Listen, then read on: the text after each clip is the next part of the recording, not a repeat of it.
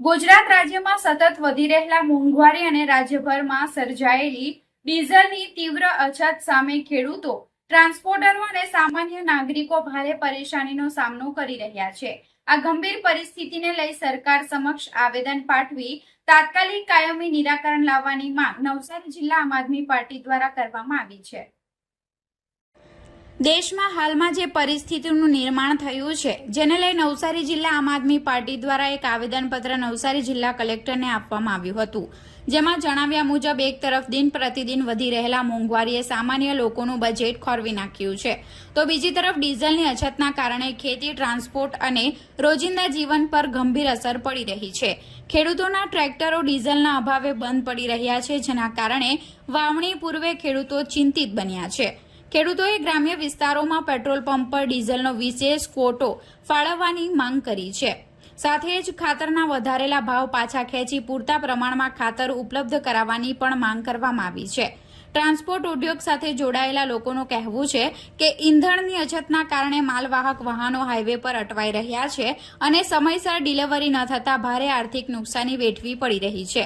ટ્રાન્સપોર્ટરોએ highway પર આવેલા તમામ ઈંધણ સ્ટેશનો પર 24 કલાક પૂરતો ડીઝલ પુરવઠો સુનિશ્ચિત કરવા તેમજ ડીઝલની કાળાબજારી અને સંગ્રહખોરી સામે કડક કાર્યવાહી કરવાની માંગ ઉઠાવી છે। સામાન્ય નાગરિકો અને ગૃહિણીઓ પણ જીવન જરૂરી ચીજવસ્તુઓના વધતા ભાવને લઈ ચિંતા વ્યક્ત કરી છે।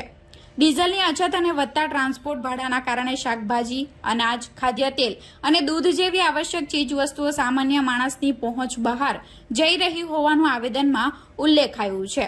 આવેદનપત્રમાં સરકારને ઈંધણ પરનો વેટ અને સેસ ઘટાડવાની તેમજ દરેક જિલ્લામાં પ્રાઇસ કંટ્રોલ અને મોનિટરિંગ સ્ક્વોડ રચી કૃત્રિમ મોંઘવારી અને સંગ્રહખોરી પર લગામ કરવાની માંગ કરવામાં આવી છે।